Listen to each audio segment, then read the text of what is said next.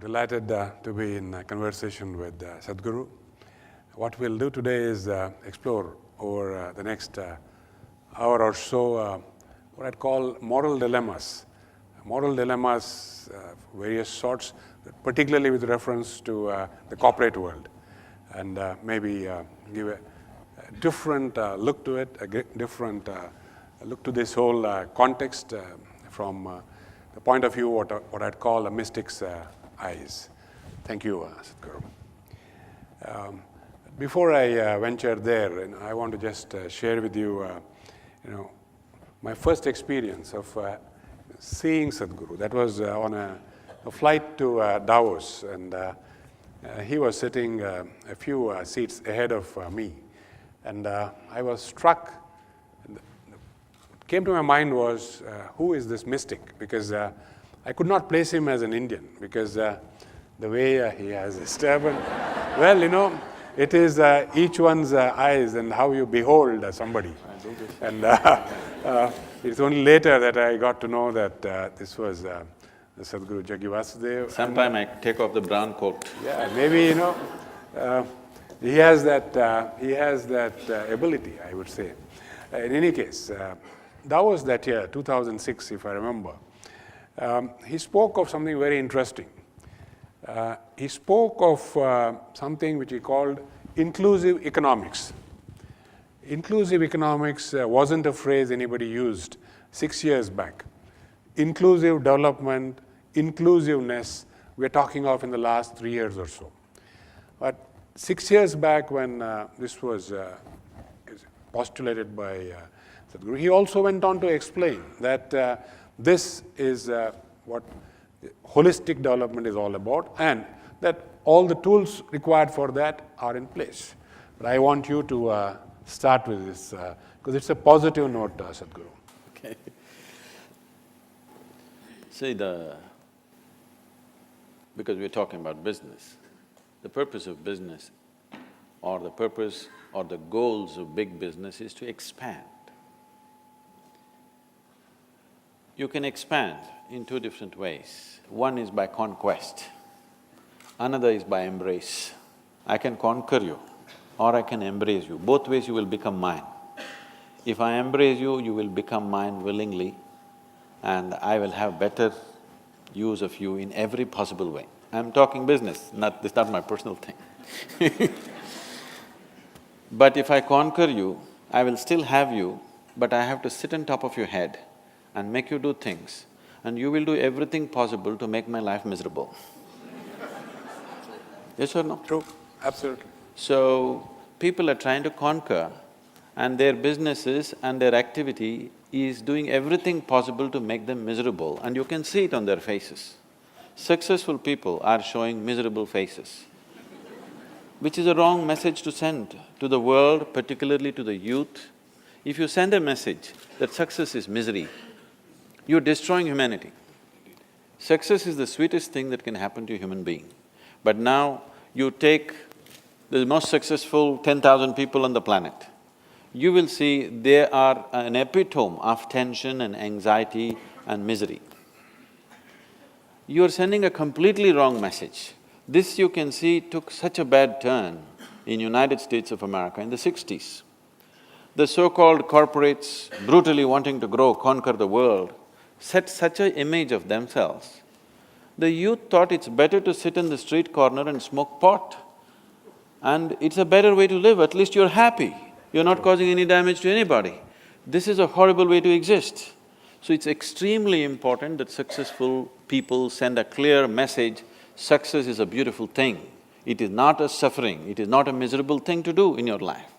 If this has to happen, your expansion has to happen by embrace, not by conquest.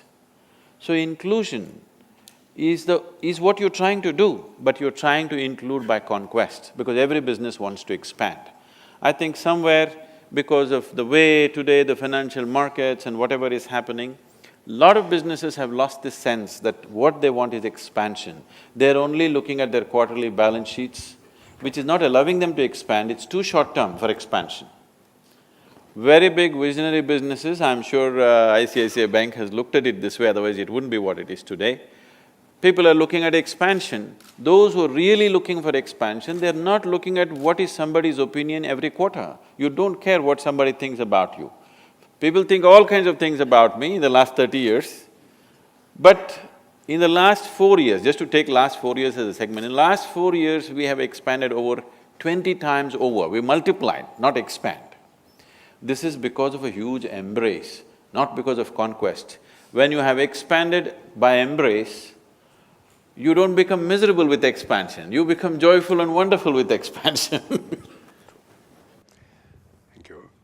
I want to maybe stay on Davos for one more maybe round before we move on. You have seen Davos from 2006 till after the crash of 2008. And just before we came here, we were having a short chat, and you said you addressed depression in the post-2008 period. And of course, you have seen the euphoria of the preceding years. Euphoria to depression. How do these mood swings happen, and how does one balance out one's views, as it were? I think one reason is a lot of people have not strived for their success. They are successful by chance. That's why they're euphoric and depressed. If they had crafted their success, you would know the mechanics of success. It doesn't matter what's happening today, you know where you're going anyway. Nobody can take that away from you. So people who do not know the mechanics of what they're doing, the fundamentals of what they're doing, by chance, because of situational help, somebody becomes successful, he is euphoric, he thinks they're hitting a lottery, they're not successful. Hitting a lottery is not success, it's just chance. So because of that, you see too much of these swings. And anyway, as I was telling you, they asked me to handle this session called recession and depression. It was 2008, just then recession had moved into the European and American market. All these billionaires were carrying long faces, so I am supposed to spread it a little bit. Spread a smile, that is. So I said, recession is bad enough. Do you need depression on top of it? You always dreamed, you want to walk the beach, you want to swim, you want to go play golf. Okay, this is the time, less work, this is not the end of the world. And above all, the way we have structured our economic process in the planet is such that if we fail, we will be depressed. If we succeed, we will be damned. I said, I prefer that you're depressed.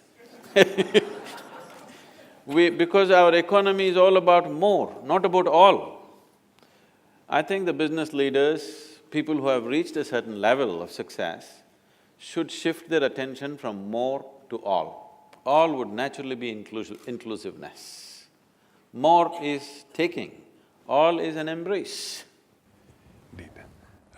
Moving on to something that we see across India today, the mood of negativity. In a way, it is a continuum of this depression that we are looking at. But this collective mood of negativity, how do you look at it? And how do you actually explain? I think you meet only the people in the boardrooms.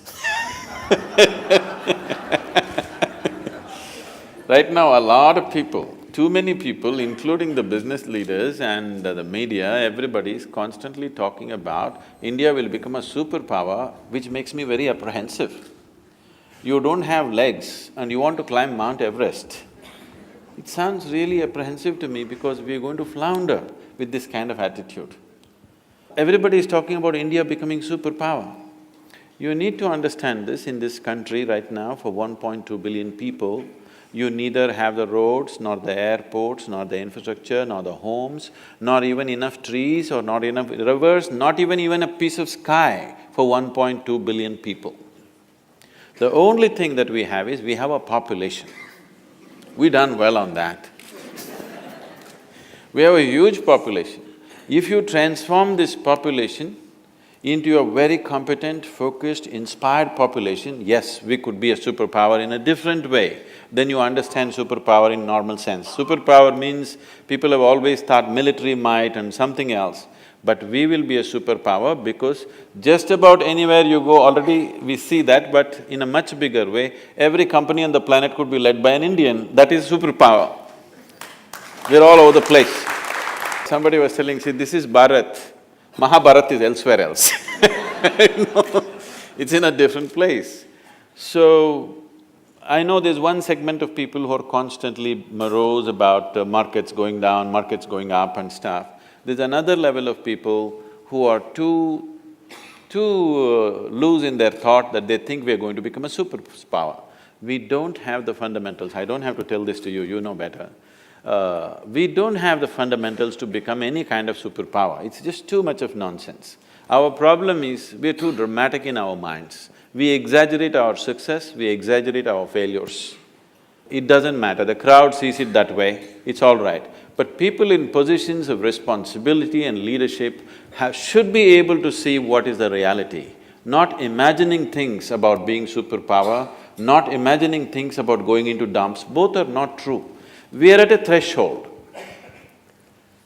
We are sitting with a possibility, a huge possibility in front of us. But between possibility and reality, there is a distance. Do we have the necessary commitment, strength and focus to walk the distance? That's a big question. Is every one of us working towards creating an India which will have the necessary focus and commitment to walk the distance from possibility to reality? This is still a question mark. Which way we will go, we don't know. Yeah, what I hear you saying, very rightly so, is we have this ability to exaggerate our success, exaggerate our failures, and maybe miss that big step that we have to take. We like drama. Bridge. Yes, we need to do that. Moving on to something else, which in the corporate world I find people hesitate to say, and particularly in today's fast-changing world where things are changing at dramatic pace. Three simple words: I don't know. To be honest and admit it. I've seen you talk on this, and I've been fascinated by what you have said. But in the corporate context, I think it is very much something that we are yet to embrace, the ability to say, I don't know. Your thoughts, Sadhguru? See, the only reason a human being will seek to know something is because he realizes that he does not know. If he does not realize that he does not know, there will be no longing to know, there will be no seeking to know, and definitely there will be no knowing. It's not possible. Whether it is spiritual seeking or any other kind of knowledge, you will seek only because you realize you do not know. If you think you know everything or you believe you know everything, you will be just too full of yourself, that's all. And that is a huge problem, that's a very big problem.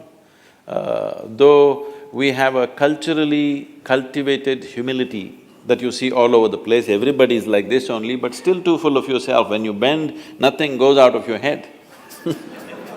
It doesn't make any space, I'm saying. Because my head is open, that's why I'm bandaged, can you see?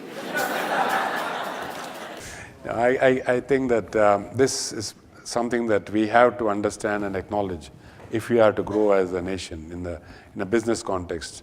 One is the ability to say, I don't know. Maybe in today's context, recharge yourself every year in those areas which you don't know and then proceed. This brings me to another corporate question, a problem. Inability to have a clear mind. Perception clarity, as you have put it in your words, as applied to what we do.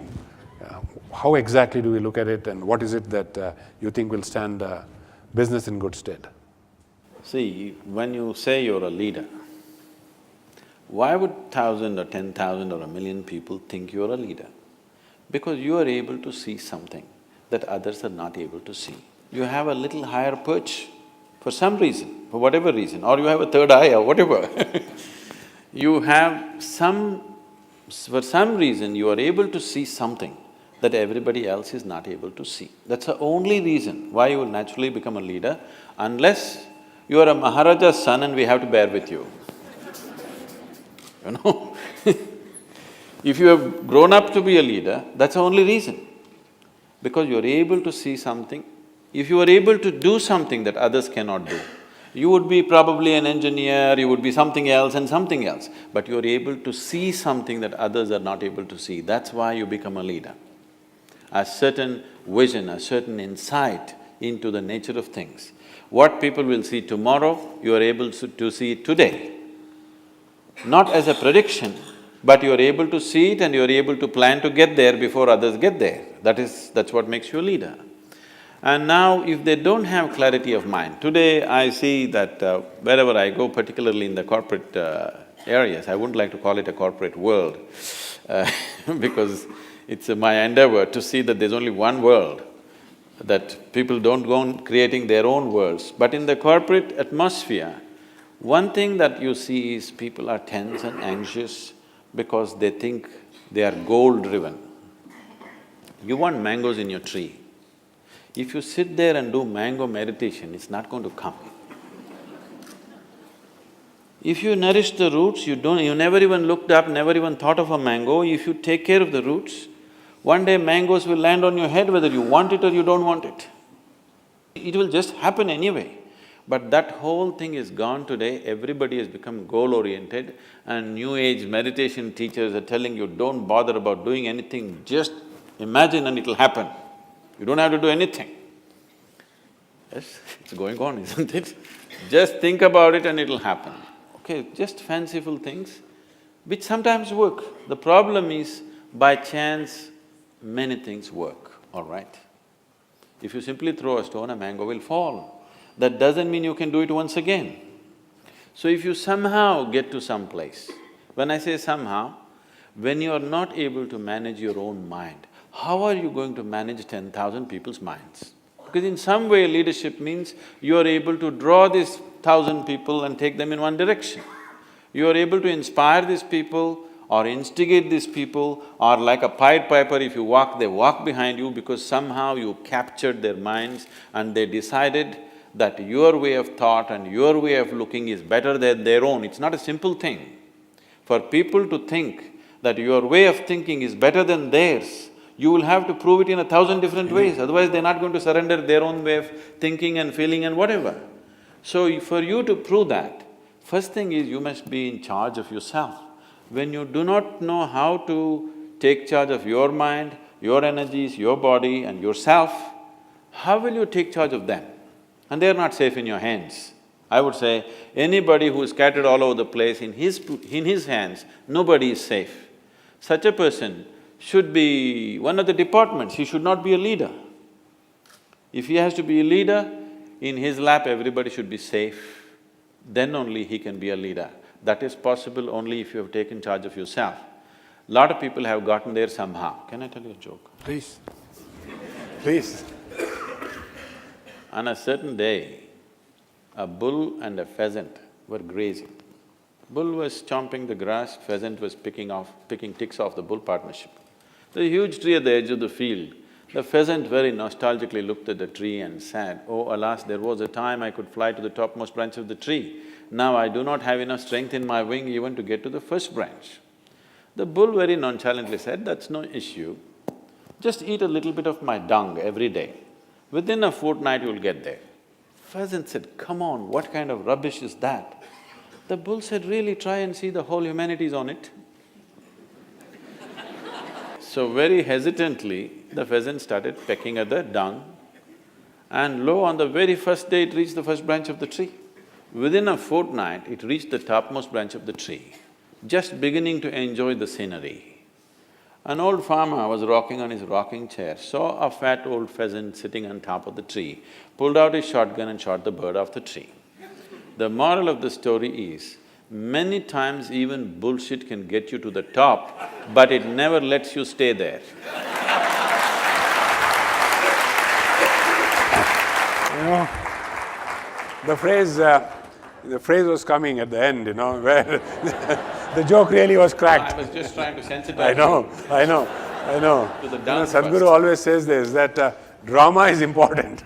So, midway, I think we all thought the joke was already cracking, but we didn't hear the crack. We heard it crack at the last minute. A slightly more difficult subject for us. I'm sure not for you, honestly.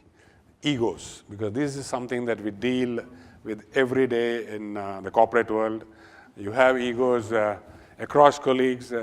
You build, organization structures. I call them cages because very quickly it is like you are in your cage and you're protecting your cage and you don't want anybody to come anywhere near it, and so on and so forth. How does one deal with the egos? Or maybe a larger question, how does this whole thing arise and how do you, where does this conclude? You want a business answer or a spiritual answer? No, I want a spiritual answer. Business answer we try in our own crude way, but I think we now have to try from your eyes, how is this handled? See, a lot of people have taken on this mode. Whenever they do something nasty, they would like to blame it on you, but you are not willing to take it. So they blame it on Mr. Ego. Where is this Mr. Ego? He only comes in when you're nasty. When you're beautiful, when you're joyful, when you're loving, when you're wonderful, Mr. Ego is absent. Only when you're nasty, you want to put it on somebody else because you haven't found anybody else, you have invented one Mr. Ego. There's no such thing.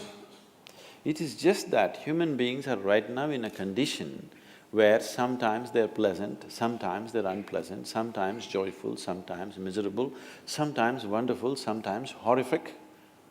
This is what they are. Is there anybody here who is 24 hours good?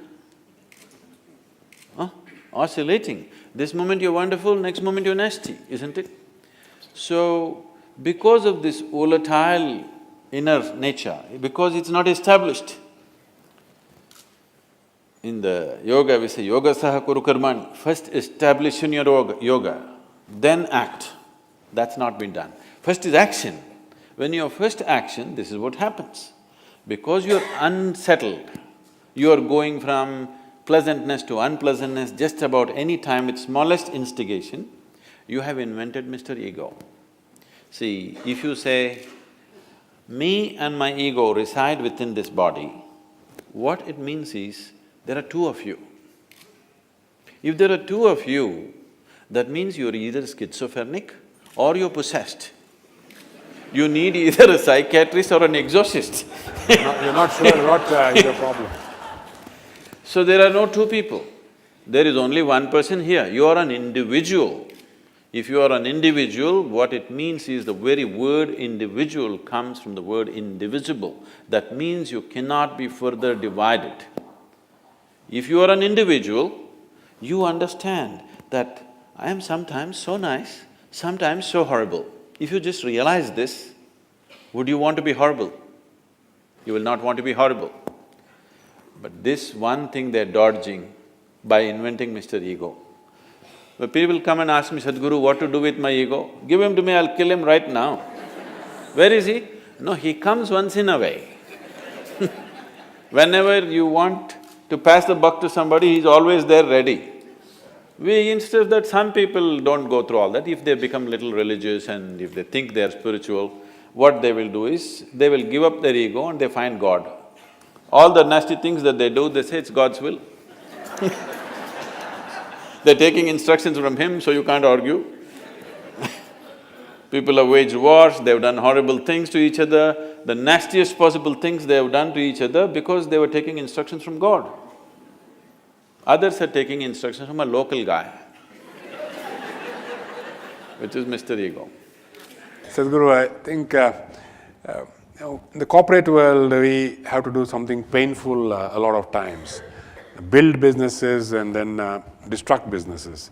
And Jack Welch was probably one of the masters. He said that if you're not number one or two in any business line that we have, we are going to cut you out. I think he was a brave leader and built a great company. Not all leaders find it easy to nurture something. And in your phrase, you say nurture and butcher. We may not use that phrase, but it's exactly what we have to do, but we fail at it. I want your views on this. I think on some of my books, I think one of the quotes that they have put, I think they printed, I don't know if they're still using it, at one time they were using it. I said a guru is a butcher. And a very difficult butcher because he has to lovingly nourish something and then when it's ripe, he has to slaughter it. So this is a thankless job because you nurture something, when it's ripe, you have to cut it open. So if corporate leaders are doing it, well, they're very close to me. But I think they're not doing it. They're getting very attached to what they nourish and they don't do it when they have to do it. That is because they have too much of themselves in what they do. See, the beauty of action, any action that we perform in the world, the beauty, the pleasure and the joy of action, a human being will know only when he has no need for activity. If I sit here like this with my eyes closed, I can sit here till I fall dead. I won't have any interest, it doesn't matter what drama is happening, I won't open my eyes if I have to, if I don't have to. But at the same time, right now I'm on 20 hours a day, 365 days I'm on, because something needs to be done. So are you performing action because it's needed to the situation in which you exist? Because the action is always about the situation, but right now that's not how it is with most people. The action is about them. They are trying to make themselves something with action. This is a wrong way to approach, you're putting the cart before the horse. See, your action is actually an expression of who you are. Instead of that, people are trying to perform action and become something. You first become something and then you act in the world, these problems will not exist. What is needed, you will simply do. You will neither call it nurturing or butchering or anything, you will simply do what is needed. Right now, so many unnecessary things human beings are doing on this planet because it's about them, it's not about the situation in which they exist. So very right. I think in the corporate context, it's probably the most difficult thing for most people to do. They probably develop some attachment which they cannot let go. And they're like grandmothers. Like grandmothers. They're like grandmothers, so… They were ready to die, but once the grandchild comes, they don't want to die. It's wonderful. Wonderful. Again, in the corporate context, you learn, you devote and you work. My interpretation of Gyan, Bhakti, Karma. Is that right, or we need to sequence it differently in a corporate context, or is there something else that we need to understand from these three words, because they hold a lot of importance in a whole lot of things that you have actually talked about. And I'm trying to seek how this could be used in a corporate context. So this is relevant for any context. Whether you're a corporate leader or a political leader or a spiritual leader or whatever, or you're just one little thing you have started, you're not a leader of anything, it doesn't matter who you are, for everybody it's relevant in the sense, you can only work with what you have. You cannot work with something that you do not have. You can work towards something that you do not have, but you cannot work with what you do not have. Am I clear?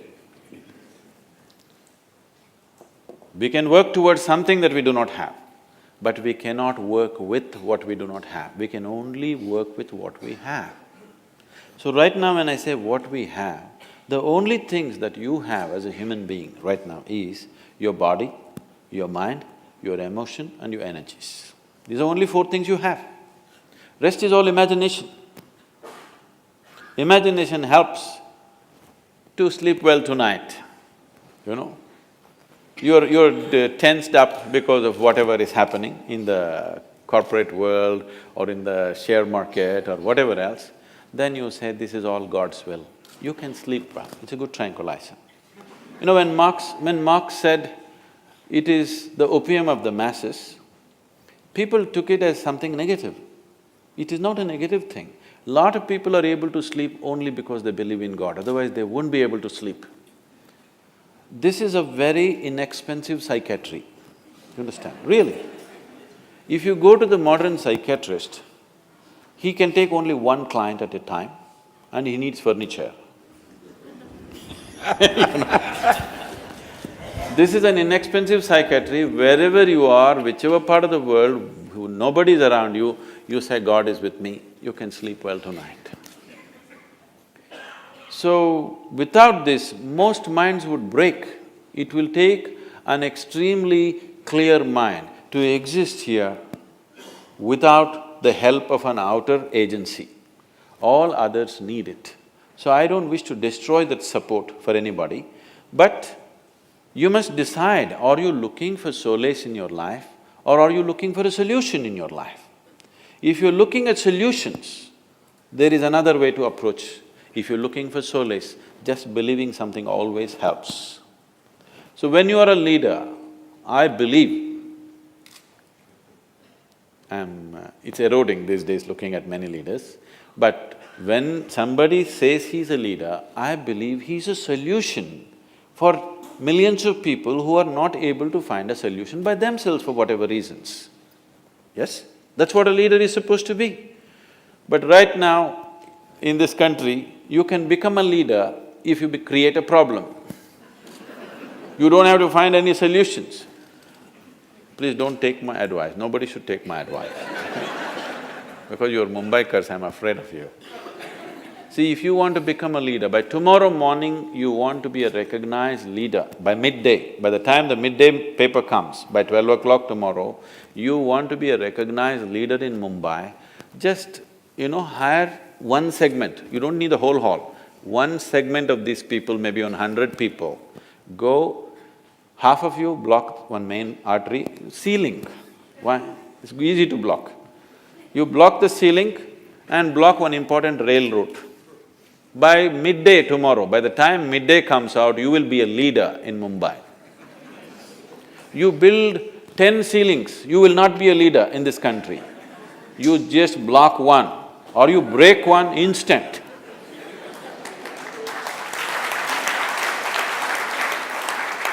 So this is something that has to change in the nation's consciousness, that people who create problems, we are identifying them as leaders. This is a hangover from the Satyagraha days of Mahatma Gandhi. But Mahatma Gandhi was putting spanner in the works for an occupation force. Every day he will call for non-cooperation, Satyagraha, he will fast and putting spanner in the works essentially. Their industry, their business, if it flourishes too much, he will put spanner in the works so that there is an impetus for them to leave, so that it's not too lucrative for them to stay forever. That's understandable, it was fantastic technology, without killing people, without fighting a war, an effective way of doing it, and he did it successfully, that's great. But that hangover is not gone in us today. Even today, I see chief ministers who are fighting for their right to call for a bandh.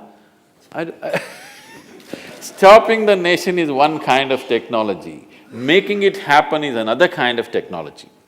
But there is going to be respite for us, because this whole leadership business, if you look at it, say a few hundred years ago, the most dominant leadership on the planet was always religious leadership.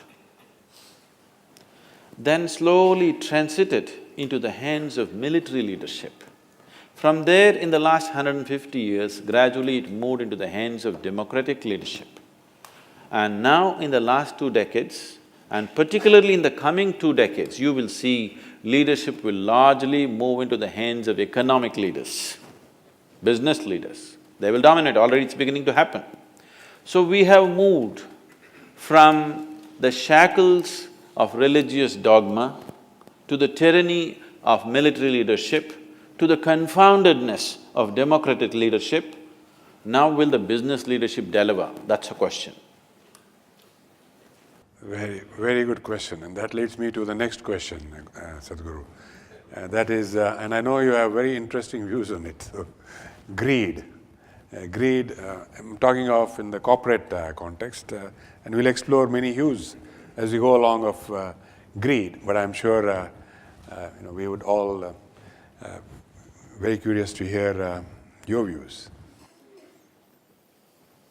See, once we have chosen, there was a time about 20 years ago, 25 years ago, when India was vouching that we are a socialist country. Socialism is a watered-down version of communism. When you don't have the courage to be a communist, you become a socialist.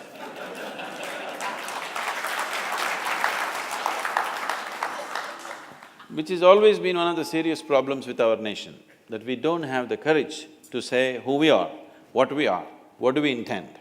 We'll always beat about the bush, we always beat about the bush, which leaves everybody in confusion, because nobody knows where we want to go. So, communism as an idea is a fantastic idea. Karl Marx might have known a lot about economics, but he knows very little about human beings. He predicted that the richest nations in the world will become communist.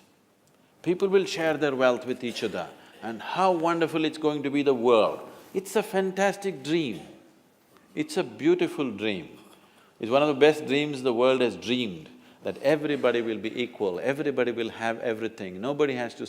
it's by our need, not by our greed. You may produce $1 billion, I may produce nothing, but you are willing to share with me. There's a very beautiful story, incident which happened when Mark Twain visited. He was so excited.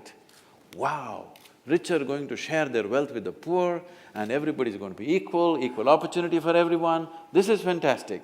Everybody wanted to go. Lots of thinkers and authors from America traveled to Russia because they were so excited. This is it, the world is going to change. So Mark Twain was walking in a country road. A country's Russian gentleman was walking in front of him with 2 hens under his arms. He ran up to him, caught up, and he said, "Comrade, are you really a communist?" He said, "Yes, I am a party member." He said, "Is it true that if you have 2 bungalows, you will give away one to your comrade?" "Of course. If I have 2 bungalows, I will give away one to my comrade. I'm a party member, I'm an office bearer." "If you have 2 carriages, will you give away one to somebody who needs it?" "Of course, I'm a party member, I'm the president in my village. I have to and I will." "You have 2 hens, will you give away one of them?" "What the hell, that's all I have." So people wanted to give away what they don't have.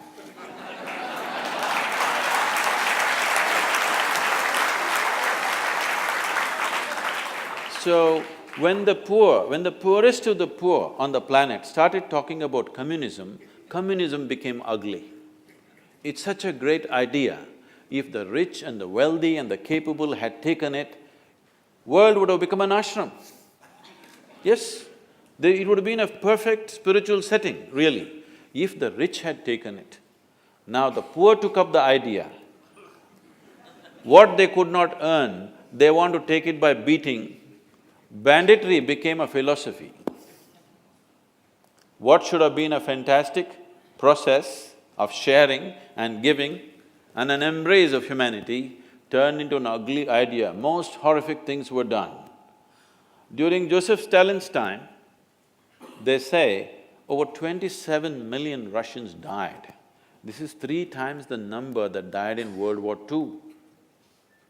That many people, Russian people, died because the poor are trying to share something that they don't have.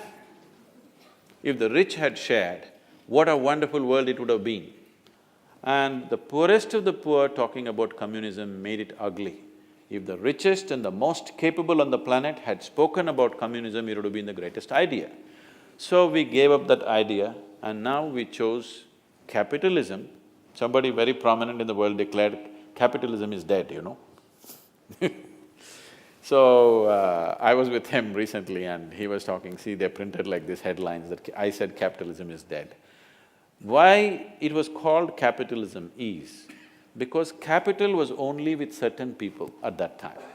Now you have come ICICI Bank, I can also have capital. Indeed. Somebody else can also have capital. This was not the reality of the world 100 years ago. Only a few people on the planet were capable of capital. Nobody else had capital. So it became titled as capitalism. Now we are calling it market economy, driven by the market. Market means profit. No profit, you shouldn't talk about a marketplace. And when you have set up such a system, there is no room, in your vocabulary there's no room for the word greed. If you use the word greed, what it means is you're operating market economy with communism going around in your head. Only if you're a communist, you can talk about greed. If you're market economy, don't talk about greed, talk about better laws. If somebody is making $1 billion per day, let's tax him. 900 million you can tax him and that will be distributed anyway. But enough to give him incentive to go on, not to take away his spirit. So this is how capitalism is managed. Here you don't talk about this whole corporate social responsibility, I think it's funny. It is just an eyewash. Instead of that, the government, if the administration, if it has the necessary sense, you can bring the right kind of policies where businesses can grow unbridled, but it will naturally benefit the rest of the society. This can be done with simple laws, taxation and other kinds of laws. Business laws can do this. There is no need to talk about service, there is no need to talk about greed. Everybody can live with dignity because if you are the receiving end of the service, you lose your dignity. If you are at the giving end of the service, you go to heaven, both are wrong. What I hear Sadhguru saying is profit is a good motive, and if you call it greed, that greed is good. And greed is I good. think that is something that, profit is something that Now, companies like if you look at the maximize. definition of greed, what is greed? See, for somebody who is walking to his workplace or his home, somebody who rides a bicycle and refuses to take him on the bicycle is greedy man. Somebody who's riding a bicycle sees a man driving a Maruti car and he thinks he's greedy. Just single man driving a Maruti car, he could take me, his family and my family in the Maruti car because Indians are able to squeeze, you know. A man who's driving a Maruti car, when a Mercedes or a BMW whizzes past him, he says vulgarity of greed. A man who's driving BMW looks at a man who's driving a Bugatti and he thinks that is greed. So who is to set this definition for what is greed? I'm saying once you have chosen market economy, there is no room for that vocabulary in your life. You understand greed is the driving force. Now, it is for the laws to manage the greed so that your greed benefits everybody else.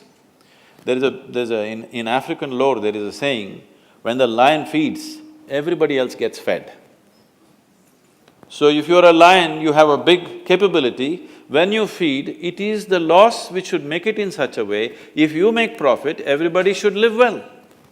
Instead of talking about greed and service and corporate social responsibility, I don't know why they're deviating themselves into all this So stay focused on maximizing profitability. Yes. Tax appropriately and let everybody grow. For the corporate world, a slightly more difficult question, integrity, because that is something that is today seen as at a premium. Exploring this whole issue of integrity a little more, corporate world you come across what term as shades of grey. Are these artificial, like the ego, or are they real? And what drives them, and how do you actually put them to rest? Because this is surfacing more and more, and the excuse is, well, it was grey, so I chose a particular path.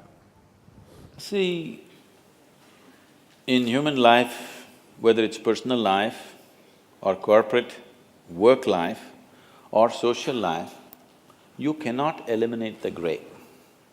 But the grey areas become very dominant in a society where the laws are not crystal clear. For the grey areas to be reduced, we must simplify the laws, we must make the laws in such a way that everybody can understand the law. Only then it can be implemented. You are in the highest level of banking. Do you really believe you understand all the laws that are there in banking in India? Let me ask, I know you don't. Because… He said it. Because nobody can understand this. It is such a confusing nonsense that you leave so much grey area. Now the only thing you can trade is grey. When half the street is grey, you will naturally go.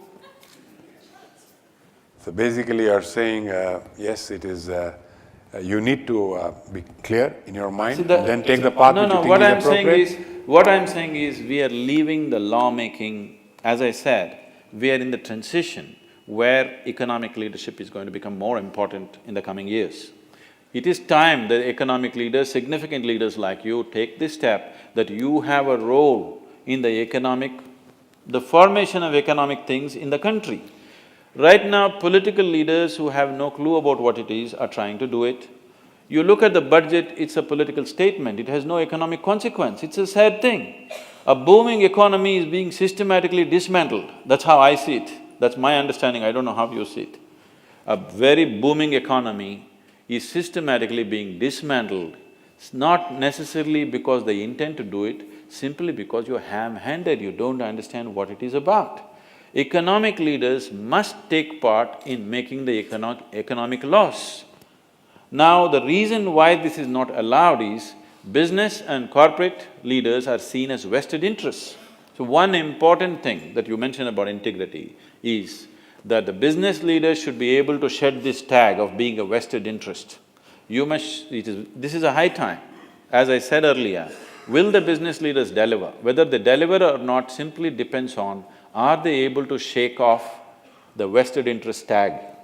If you shake off the vested interest tag and build a trust with the people, then you will see economic leaders will participate in making of the economic laws. When that happens, we can reduce the gray areas considerably and we can set up highways to development, not obstacle courses. A complex problem because once you bring in vested interest, it gets even more complex. I want to go on to something again in the corporate world which we face. And you have used a phrase, coming, going and staying. We are seeing that happen in the corporate world with all the constituents or major constituents or people. The approach is you come and you think of going even before you come. And staying is a little further away from the mind. Even marriage should be coming. So, your perspectives, Sadhguru. See, because as we looked at a corporation as a whole also is thinking in terms of short-term benefits. There is no long-term commitment to what they want to create. Individual human beings also taking the same attitude. No human being can create anything truly wonderful if he is not absolutely devoted towards what he wants to do. Whether it's sports or economics, business, spirituality, it doesn't matter whatever. No human being will raise beyond mediocrity if he's not devoted to what he's doing. That means if you're devoted to what you're doing, the consequence of your work is not even an issue for you. What you're doing is the main issue for you. Now, whether you stay in this company, that company is not the problem, but you want to create this is the problem. If you have that focus, then where you are doesn't matter, benefits will happen. The chances of you coming and going is very limited because you would like to, because it takes a certain amount of time to build teams, it takes a certain amount of time to evolve into a trustful position in any organization. Without people around you trusting you, without people around you looking up to you, nobody is going to achieve anything significant. Only they may get better salary. If somebody gives them few thousand rupees more somewhere else, they keep shifting. That is their commodities in the market, you can pick them and drop them. As people come and go, you also pick and drop because they don't show that commitment. So, for those who are aspiring to be leaders, it's very important. The question is not about what is the consequence of your work. The question is about, are you committed to creating whatever is valuable for you, whatever you think is truly valuable in the area of work that you're doing, are you committed to this? Without this commitment and devotion to what we are doing, humanity will not, individual human beings will not raise beyond their mediocrity. It will be only about counting money, which will not mean anything beyond a certain point. When you're earning only 500 rupees, a 100 rupee increment will mean a lot to you, but after some time, it is not something that even concerns you. What you're creating, what you're doing, what the situation allows you to do, whether you can find expression to your talent or not is the important thing. Instead of creating that space, if every 2 years you're shifting here and there, you lose out on that possibility. of being a full-fledged human being. Instead of that, you will settle for being a commodity in the market. Very true. A lot of times in the business world, as in outside life, you try to say, I'm doing this for the greater good. And people don't try to probably see where to draw the line. And for example, would you lie in the greater good sort of situation? I think most people already know it. I came on the television, somebody asked me, Sadhguru, would you lie? When would you lie or something like that? I said, whenever necessary. So they went on playing this thing on the television. Sadhguru says he will lie whenever it's necessary. So obviously, one who says he will not lie is lying. Because the definition of what is a lie has to be established within you. Now, you are trying to create something for everybody's well-being.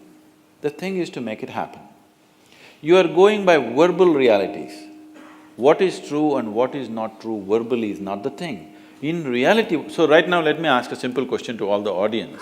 See, right now, there is one new kasab walking on the street. I was there also. He asked, because he wants to find a packed house for his work. He asked, are there people in the hall? Tell me, shall I lie or tell the truth? You tell me, accordingly I'll do. Should I lie to him or tell him the truth?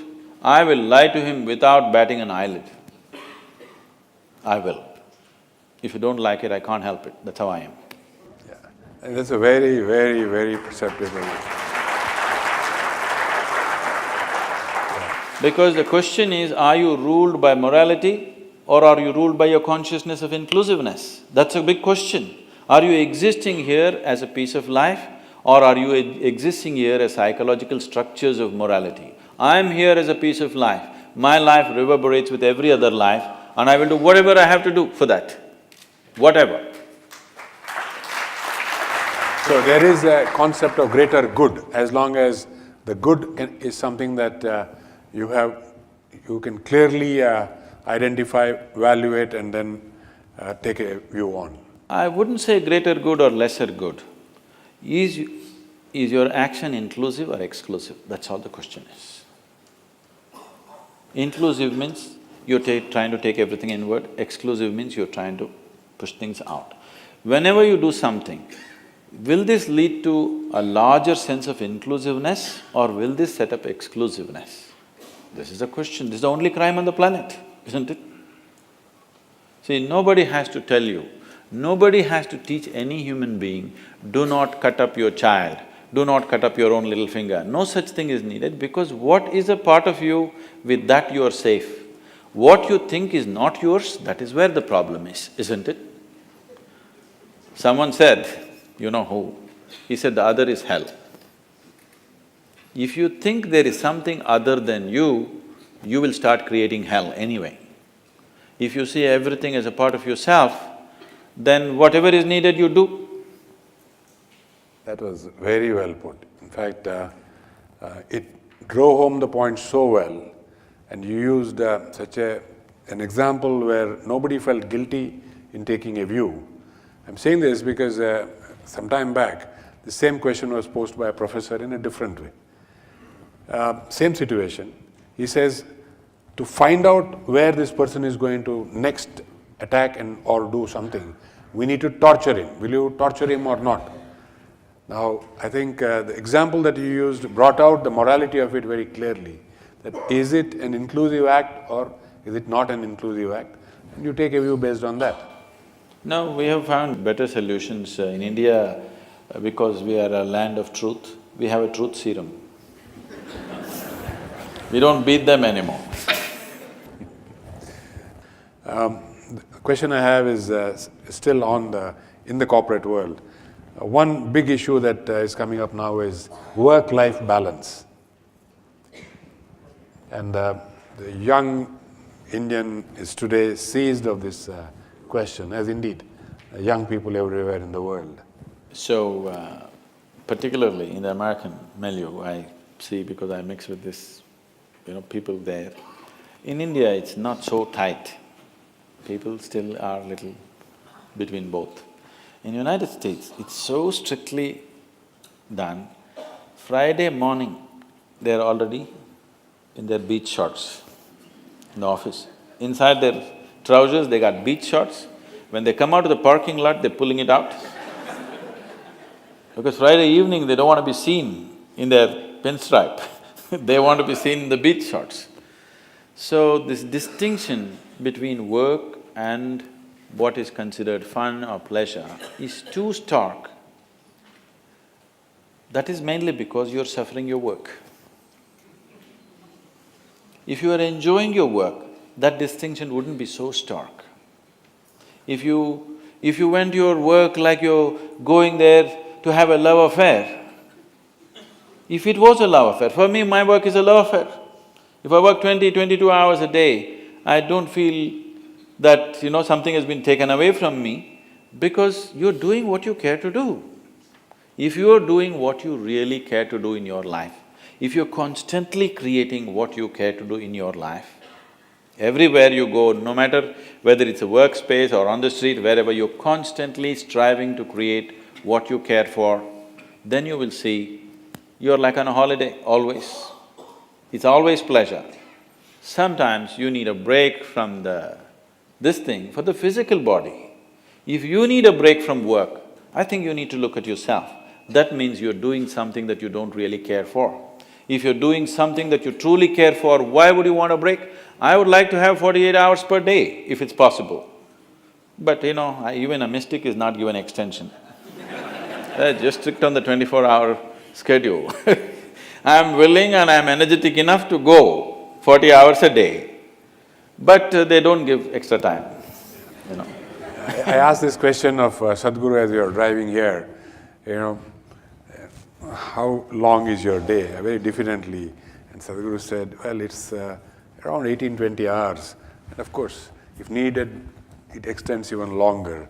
I didn't know that it extends beyond 24 hours. No, they don't I give… can well believe that it extends beyond 24 hours for you. No, even a mystic and a yogi is not given even a minute's extension. That's a problem with the creation. Doesn't matter who you are, you don't get an extension, it gets over, it gets over. So, now this distinction between work and pleasure being so stark is not a healthy thing. That you enjoy the weekend and you suffer the week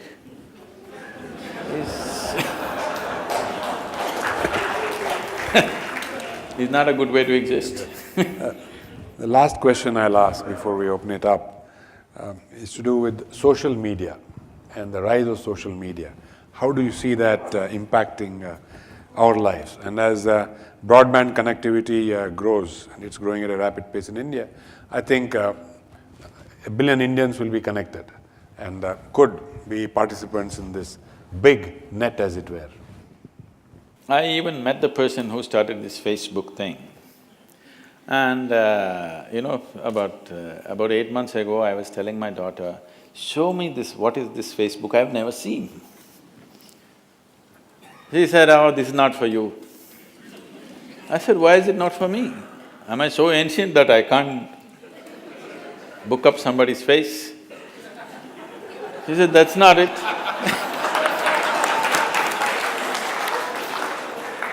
She said, that's not it, you are anyway connecting with millions of people just like that.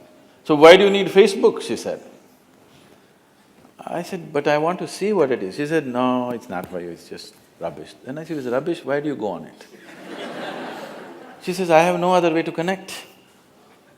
You just connecting with people like this, so you don't have to go on it. I have no other way to connect, so I go on it. And my time on the Facebook is she was telling me, from the age of 16, now she's 22, she said, it is reducing for me because I'm able to connect better as the days go by. And when I was 16, I couldn't connect with anybody, so I was always on the Facebook. Now I'm able to connect better, so I'm going off the Facebook gradually, but I'm keeping it like a little bit. So in some way, from her wisdom I'm understanding this, some way if you're not able to get along with people who are sitting right next to you right now, you would like to connect with somebody far away. It's safe.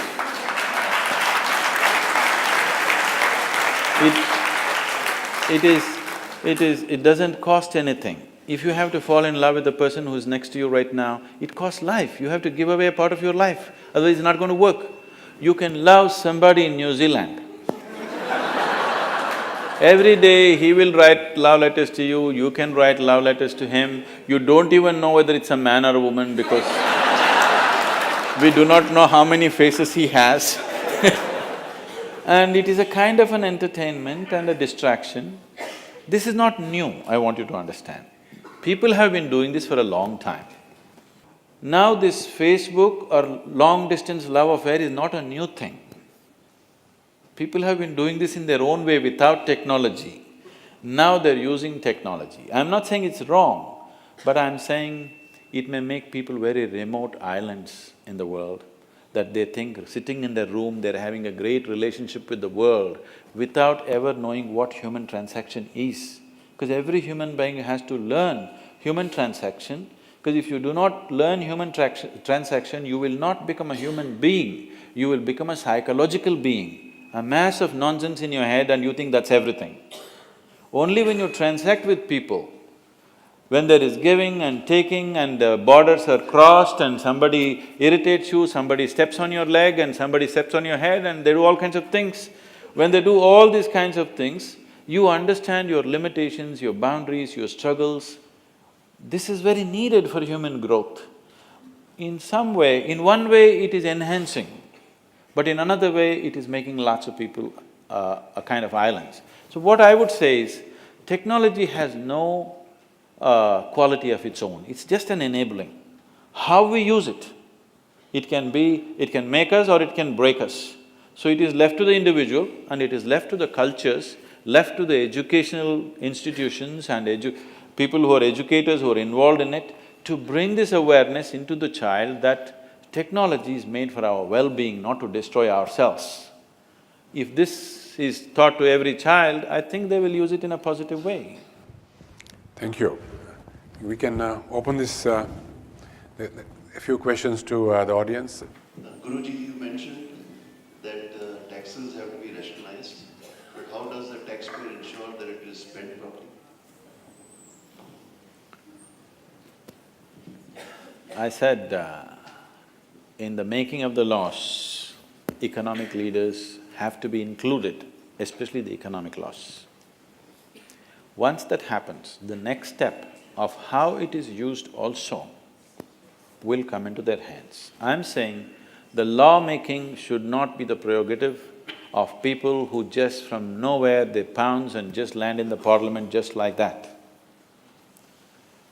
I mean, the statistics that they're giving, I don't know if it's all genuine statistics or you can trump up cases against people in this country. But what they're saying, how many people have… I mean, yesterday Anna Hazare has been going about giving statistics. I don't know if all this is real. I would like to believe it's not real. Number of people against whom murder cases are there, number of people against whom rape cases are there, number of people who have other kinds of criminal cases against them, convictions must be true, cases may be trumped up. When you look at this, if these people are going to decide how the money is going to be used, we very well already know how it's going to be used.